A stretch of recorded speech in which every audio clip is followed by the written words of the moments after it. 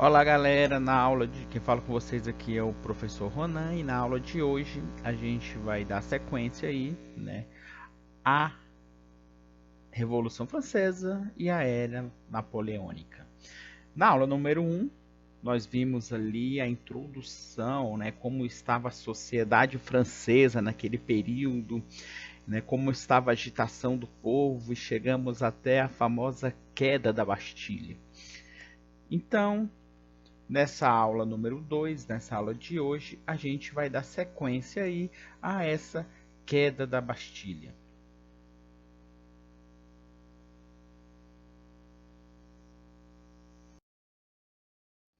Bom, pessoal, a França ela foi dividida, né, em alguns governos. Ela foi dividida em fases, como se fosse um videogame, né?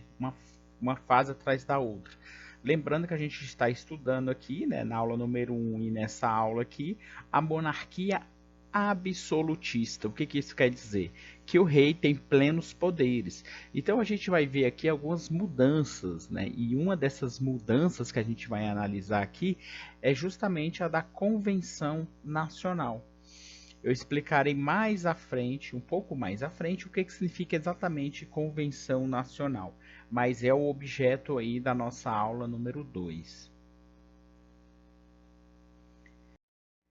Após, né, a Noite do Grande Medo, quando os camponeses, nós vimos lá no final da aula 1, quando os camponeses se revoltaram lá contra os senhores feudais, foi assinada na França um documento com ideais iluministas, que ficou chamada, né, ficou conhecida como Declaração dos Direitos do Homem e do Cidadão.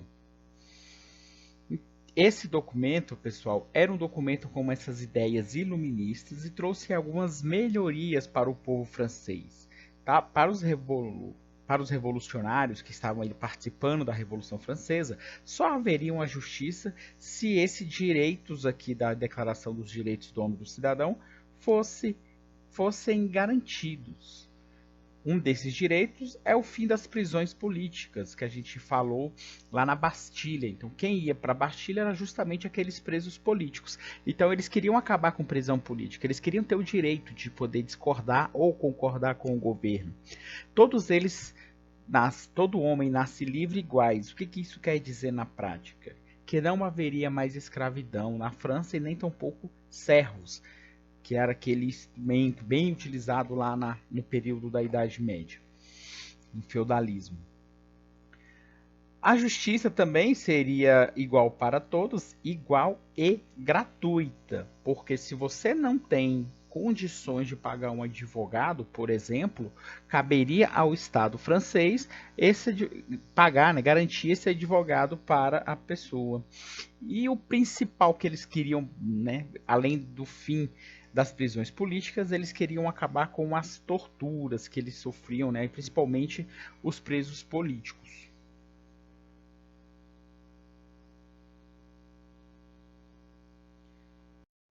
Esse aí não é o nosso grande mestre Ari, muito pelo contrário, é só uma imagem falando da Constituição.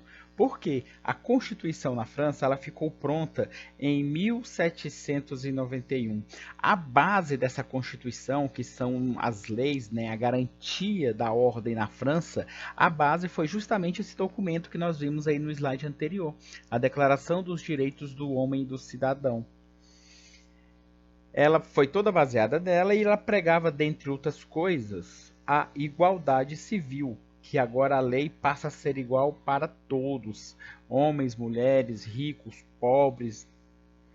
E o voto, pessoal, aqui começou um ponto de discordância. A revolução, ela estava agradando boa parte da parcela, mas ela não estava abraçando a totalidade da população. Muitos ex-camponeses, muitos membros dos sans-culottes ficaram de fora. Por exemplo, o voto aí passou a ser censitário. O que é um voto censitário? É quando você tem determinada renda para poder votar e uma renda maior ainda para ser votado. Qual é o problema do voto censitário? É que ele exclui a parcela mais pobre da sociedade. E quando a gente fala em Revolução Francesa, a gente está falando do povo lutando por seus direitos. E nesse primeiro momento, só nesse primeiro momento, tá? A gente vai ver que isso vai ser alterado, mas nesse primeiro momento o voto passa a ser censitário. Então, esse camponês, esses sans-culottes, esse homem mais humilde, não tem direito a escolher os membros lá para se representar no primeiro momento nos estados, e a gente vai ver agora como é que vai ficar no segundo momento. Aí continuamos a falar da Constituição, que ela passou a ser separada agora em 3 poderes, conforme aquele ideal iluminista do Barão de Montesquieu, né? Executivo, legislativo e judiciário. Só um detalhezinho aqui, porque o poder executivo continuava nas mãos do rei, só que agora tinha uma mudança bem significativa na França, galera. A França deixa de ser monarquia absolutista e vira monarquia constitucionalista. Tá, vamos entender o que isso quer dizer. Monarquia, pessoal, é um sistema de governo que ele é gerido por um monarca, ou seja, governado por um rei. Quando a gente fala que é absolutista, é que esse rei governa de acordo com a vontade dele, através de decretos. Ele cria a lei ali quando ele bem quiser e governa daquela forma. Agora, há uma mudança aqui na estrutura política da França. O rei continua governando, só que agora ele está submetido a uma constituição, a um conjunto de leis. Então, todos os cidadãos, inclusive o rei, está submetido a estas leis, a esta constituição. Por isso, monarquia constitucionalista. Pessoal, para a gente entender isso bem, é importante saber que a França teve essa divisão aí por períodos. Sai a monarquia absolutista, entra a monarquia constitucionalista. Mas aí vai ter outras mudanças daqui para frente até a gente finalizar o capítulo. É importante que vocês, ao fazerem as devidas anotações, que destaquem esses momentos, né, de monarquia absolutista, de monarquia constitucionalista, de república, ok? Que tudo isso vai ser dentro desse período de Revolução Francesa. Só um detalhezinho aqui, pessoal, que essa Constituição Francesa garantiu ao Estado o direito de confiscar os bens da Igreja, né? Desculpa, então os bens da Igreja foram confiscados aí pelo Estado.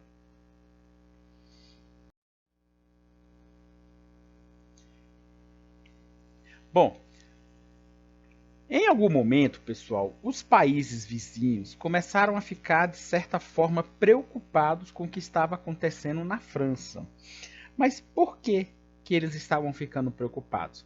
Porque o povo na França estava lutando por seus direitos. E se a gente observar durante a aula 1 e até esse ponto da aula 2, o povo estava conquistando esses direitos. Né? E isso estava assustando aqueles reis absolutistas de outros países europeus, porque eles estavam preocupados que os povos, os pobres, né, lá dos seus países, começassem a fazer uma revolução dessa também, certo? Então eles, potências europeias aí, né, estavam preocupados com a juventude, com o povo, com os pobres dos seus países, se entusiasmando com a revolução francesa. Então esses líderes políticos, esses chefes de estados se reuniram, fizeram uma conspiração e ajudaram o rei Luís XVI a acabar com essa revolução na França. Né? Nesse episódio ficou conhecido aí como a Batalha de Valmy. O rei da França, como a gente falou, Luís XVI, não estava satisfeito com o que estava acontecendo. Por quê? Porque ele estava perdendo poderes. Agora ele estava limitado a uma constituição. Os seus outros pares, os outros reis europeus, também estavam preocupados que isso pudesse ocorrer com os países dele. Então ele se aliou-se a reis como o rei austríaco e o rei da Prússia. Lembrando que a Prússia hoje não existe mais. Ele, na questão da unificação alemã, ele virou a Alemanha. Inclusive a região mais industrializada, mais rica da Alemanha era onde ficava aí a Prússia. E aí, com esses exércitos unidos, eles invadiram e atacaram os franceses. Só que eles tiveram aí talvez um revés, pessoal, porque Os franceses, o exército francês teve apoio dos populares, e nessa guerra aí do exército dos outros países europeus contra o exército francês e os populares, os franceses com seus populares venceram, né, consolidando aí essa fase, né, de vitória dos populares na Revolução Francesa.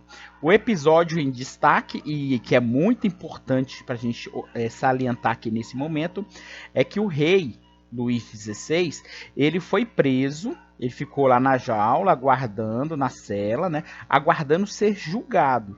Vamos ver o que vai acontecer com o rei. Então ele foi feito tudo dentro dos padrões burocráticos. E nesse momento há uma mudança significativa dentro da França, ou seja, de mudança política, pessoal. Isso aqui é importantíssimo para a gente entender. Aquela convenção dos Estados Gerais que a gente estudou na aula número 1, que tinha um primeiro estado, que era o clero, o segundo estado, a nobreza, o terceiro estado, que era os sans-culottes, aquilo acabou, aquilo deixou de existir. Eles criaram agora a Convenção Nacional. Convenção, pessoal, era um lugar. Tá? Então a gente já tira por aí. E esse lugar, pessoal, era que tomava as decisões de um país, na França. Então, nesse momento, lembra que eu falei para vocês que a França estava dividida por fases, né? A primeira era a monarquia absolutista. Acabou. Veio a monarquia constitucionalista, né? Um rei governando de acordo com a Constituição. Essa acabou também. Nesse momento começa o governo da convenção. O que é uma convenção? Pessoal, convenção nada mais é do que uma república. Então a França, nesse momento, torna-se república, governada por um presidente, né? Por tempo determinado. E aqui é uma coisa bem curiosa. Foi desse momento na França, foi dentro desse contexto de Revolução Francesa que nasce as teorias que nós escutamos muito hoje, né? Esquerdista, eu sou de direita, as pessoas nem sabem o que é direita e esquerda e ficam falando sobre direita e esquerda. Pois bem, agora vocês saberão. Direita e esquerda nasceu aqui na Convenção Nacional. O que quer dizer isso, pessoal? A direita está representada aí pela cor azul. Era simplesmente onde ficavam as pessoas dos partidos que a gente vai chamar de girondinos, que eles eram compostos aí, pela burguesia, pelos profissionais liberais, pela classe média alta. Na esquerda sentavam os jacobinos, que era composta e que defendia os interesses dos mais pobres, dos sans-culottes, dos camponeses. Então, não existe grupo político certo ou errado. Existe o que você quer, o que você acha que é melhor para você. A diferença aqui é quem sentou à direita representa a direita, né, nos dias de hoje, que representa os interesses dos burgueses, dos profissionais liberais, da classe média alta, dos ricos, dos grandes empresários. Quem sentou à esquerda ali, né, representa os interesses dos mais pobres, do povo, proletariado, trabalhador, camponês, etc. A diferença, pessoal, foi só o local onde eles resolveram sentar. A ideologia ficou nos partidos, girondino defendendo os ricos e os jacobinos os interesses dos pobres. Essa aí é a questão. A gente vai falar de cada um deles, aí vocês vão entender bem como é que vai ficar esse contexto aí, até mesmo para vocês aplicarem nos dias de hoje. Então, a Convenção Nacional nada mais é do que uma terceira mudança na estrutura política da França. Sai a monarquia constitucionalista, entra agora a República, República na França. E aí já há uma mudança na Constituição. Né? A gente vai ver que quem assume o poder são os jacobinos, eles já mudam isso aí. O voto, com o tempo, deixa de ser censitário, de acordo com sua renda. Agora passa a ser universal masculino. Todos os homens maiores de idade poderiam votar. E a França, como a gente viu aí, foi dividida nesses três grupos políticos. Basicamente nesses três. Pessoal, a gente tem mais uns pequenos grupos, mas eram esses três que tomavam as decisões na República Francesa. Vamos começar falando dos girondinos, ou apenas conhecido como o grupo da Gironda. Eles sentavam à direita, por isso que os ideais dos girondinos ficaram conhecidos como os ideais da direita, partido de direita. Né? Eles defendiam a alta burguesia, né? Ou seja, defendiam ali os interesses dos mais ricos, dos empresários, enfim, né? Dos grandes burgueses naquela época. Eles defendiam a Revolução Francesa, mas é interessante deixar isso claro. Eles defendiam a Revolução, mas para eles, até ali já estava bom, não podia avançar mais. Até porque eles tinham muito medo que essas agitações dos populares atrapalhassem os negócios da alta burguesia. Então eles não queriam novas mudanças. A gente vai ver, pessoal, porque os girondinos chegaram ao poder. A gente vai ver a forma como os girondinos governavam, que seria a forma como a direita governa. Os jacobinos começaram no poder, então a gente vai ver como a esquerda governava e como a esquerda governa. Aqui nós temos uma ilustração, porque de um lado nós temos a esquerda, que normalmente é representado pelo vermelho, né? Esse vermelho normalmente ele vem das lutas dos trabalhadores durante séculos, né? Por melhores condições, e essas lutas normalmente teve muito derramamento de sangue, por isso que a esquerda adotou o vermelho como cor oficial.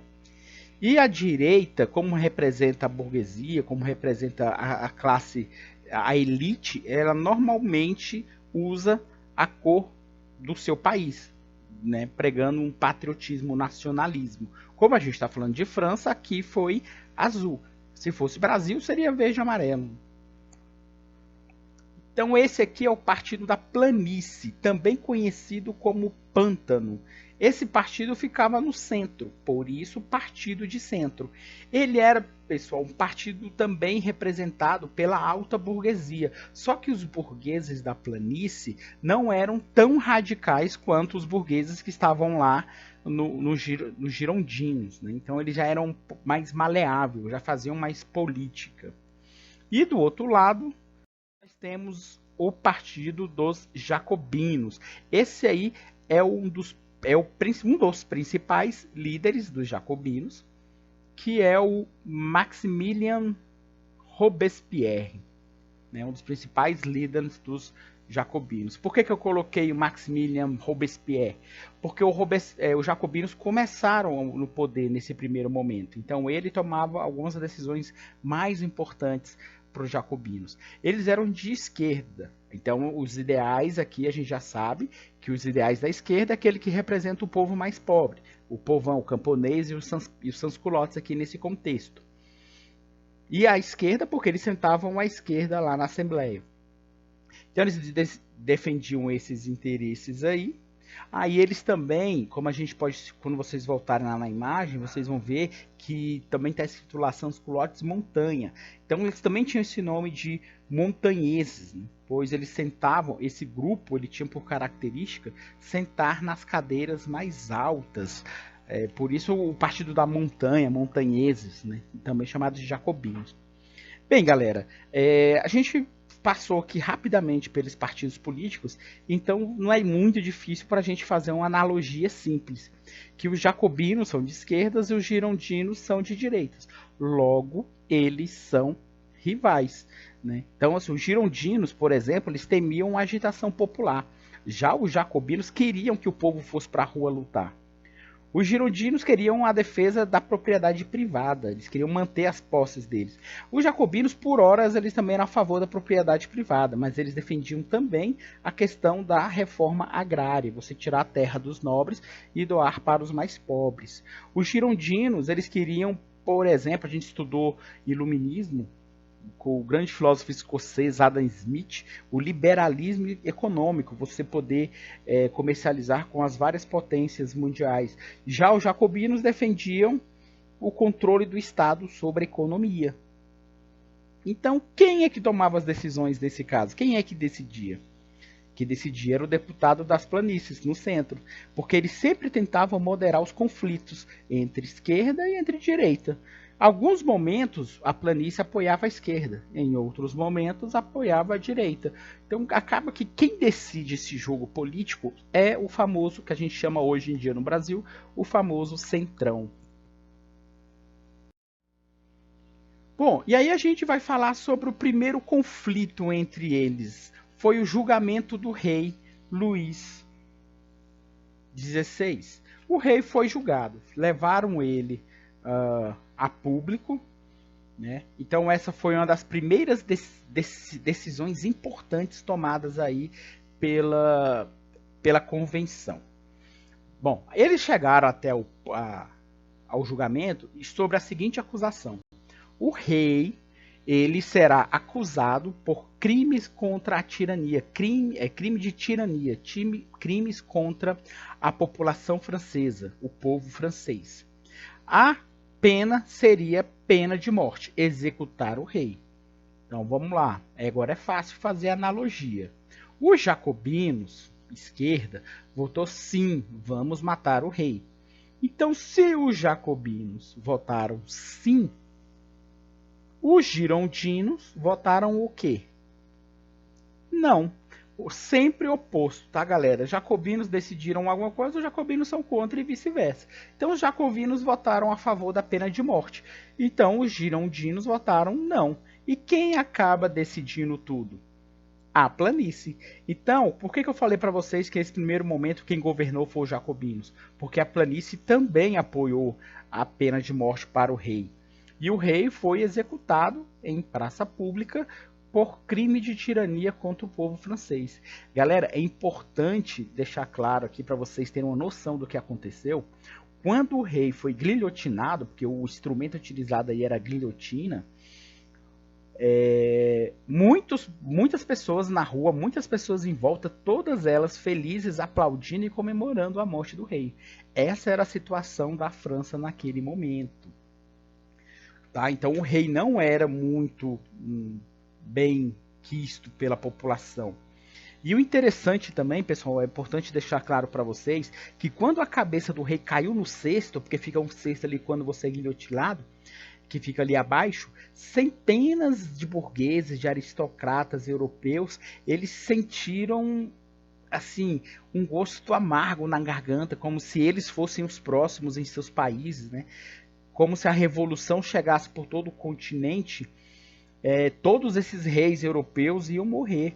Aí, assim, a Revolução Francesa estava preocupando muito, e foi aí nesse contexto que, mais uma vez, nações aí se uniram contra a Revolução Francesa. Eles pegaram em armas e foram lutar contra a Revolução Francesa. Um destaque importante, galera. Esses exércitos que se uniram para atacar a França mais uma vez foram lideradas pela Inglaterra. Opa, então agora vamos entender. A Inglaterra, a gente estudou nos capítulos anteriores aí, que Revolução Inglesa, que a Inglaterra já tinha virado monarquia constitucionalista, que a Inglaterra tinha sua constituição, que o rei obedecia umas leis. Tanto que a gente estudou Voltaire ficou admirado por ser francês ao chegar na Inglaterra e ver a obediência do rei às leis locais, né? E aqui, por que então que a Inglaterra resolveu atacar a França? Pessoal, aqui é simplesmente pelo interesse da burguesia. Ele estava defendendo os interesses, né, o dinheiro dos burgueses. O povo estava pegando em armas e lutando. Um governo de direita, um governo do Girondino, ia beneficiar muito a burguesia que era crescente na sociedade. Como quem estava no poder aqui era a esquerda, os jacobinos, ele ia governar para o povo, para os pobres. E isso atrapalhava o interesse da burguesia, da alta burguesia. Então, os ingleses da alta burguesia também tinham medo disso acontecer lá. E se o povo querer lutar, o governo virar um governo de esquerda? Como é que eu vou me manter no poder?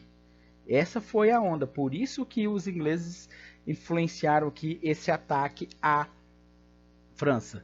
Pessoal, esse ataque aqui durou mais tempo. Não foi atacou, perdeu, foi embora, não. Essa luta aqui continuou.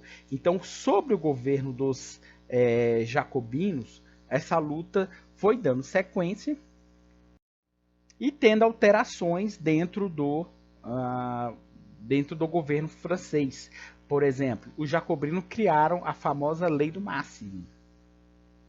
Qual é a Lei do Máximo?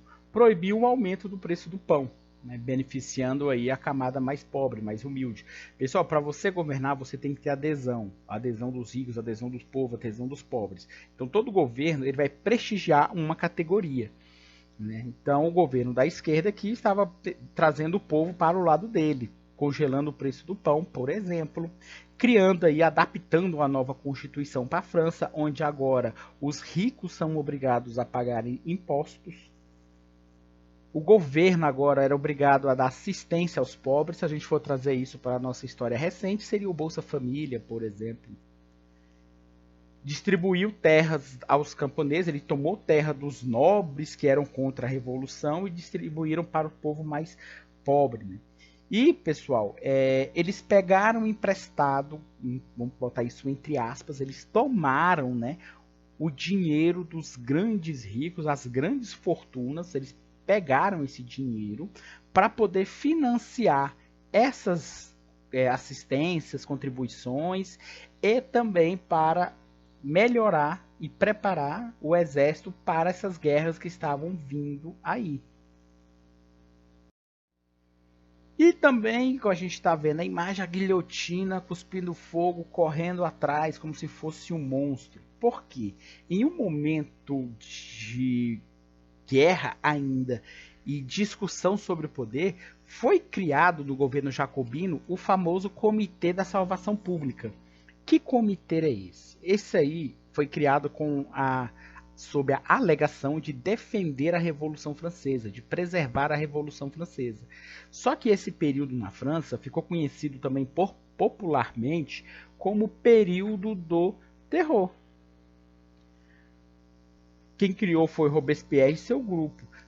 Ficou conhecido aí como período do terror. Por que período do terror, galera? Aí está a sexta, a gente falou onde caiu a cabeça do rei Luís XVI.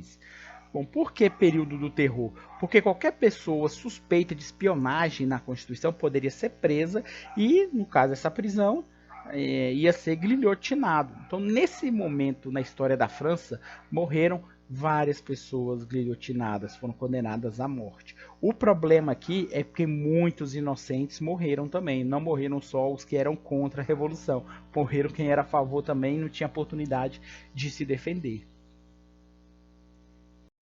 Como eu falei para vocês, ele confiscou as grandes fortunas e distribuiu principalmente para o exército, para melhorar o exército francês. Então, no exército francês começou a ter uma onda chamada de soldados cidadãos, né? Era o exército revolucionário, soldados cidadãos. Por quê? Pessoal, além de aprender a lutar, que é a sua essência, que é a matéria primordial de um soldado, é aprender a luta, né? O ataque, a defesa, a estratégia, ele aprendia também a ler, a escrever e a fazer contas.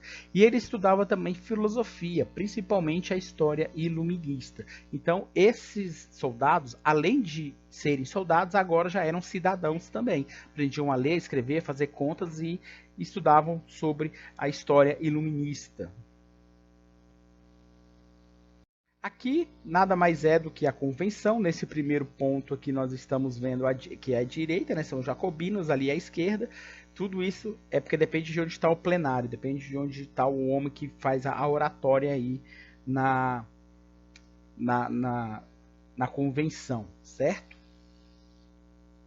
Então, pessoal, o governo jacobino começou a atravessar alguns problemas. A gente vai ver uma imagem que eu vou colocar para vocês na aula seguinte, que um dos líderes dele, chamado de Marat, ele era conhecido, ele era médico, ele era jornalista, né? E aí ele estimulava o povo a participar das guerras, das ações revolucionárias. Só que no belo dia ele estava numa banheira dentro da casa, tratando de uma doença, né? Na banheira da casa dele, uma jovem inimiga do jacobino entrou e matou o Marat, né? O Marat. E aí o povo ficou, né, bem baqueado com a morte do amigo do povo, como ele era chamado. Então os líderes jacobinos começaram a se dividir, a discordar uns dos outros. E o Robespierre começou a a centralizar cada vez mais o poder nele, a ficar tirando os seus aliados do governo e centralizando na figura dele. Então os jacobinos foram ficando bem enfraquecidos e bem divididos nesse momento aí. Só que o Robespierre, ele fica doente, ele tem esse azar nesse momento de ficar doente, ele se afasta um período, 1-2 semanas da convenção. Foi o momento em que a planície retirou o apoio, e quando o Robespierre volta, ele volta já com mais... Ele tentou radicalizar ainda mais. Ele queria que toda a sociedade estivesse sob o seu controle, para que, no caso, a sociedade não se desviasse do verdadeiro caminho da revolução. Então ele estava implantando nesse momento uma ditadura. Quem não fosse a favor seria preso lá e guilhotinado, mais ou menos como era a França antes, né, da revolução começar, só que era uma monarquia absolutista.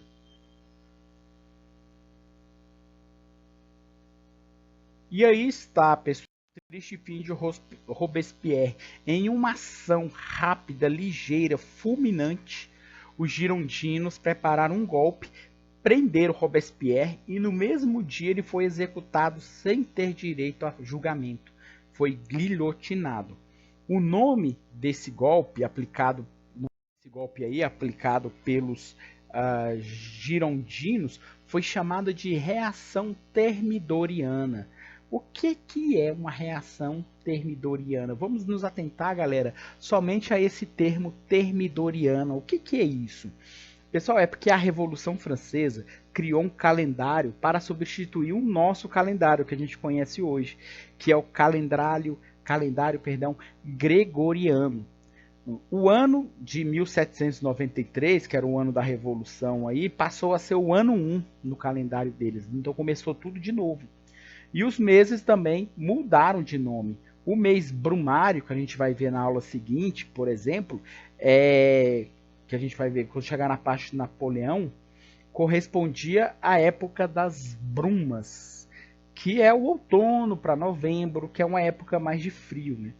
O Thermidor, que a gente está vendo aí, era um mês também da Revolução Francesa, só que o Thermidor já era um mês quente. Era o mês de julho, agosto, né, que é quando é verão lá na Europa, lá no hemisfério norte. Então, só que esse calendário gregoriano adotado na Revolução Francesa não teve sucesso. Mas quando a gente fala em termidoriana, a gente está falando aí do mês de julho, agosto, certo?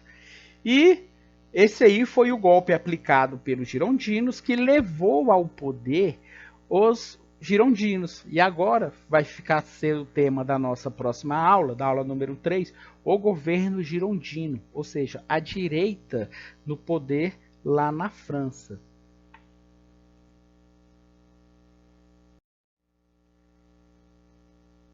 Ok, galera, então a nossa aula sobre convenção nacional é isso. Espero que tenham gostado e aguardem até a próxima aula aí.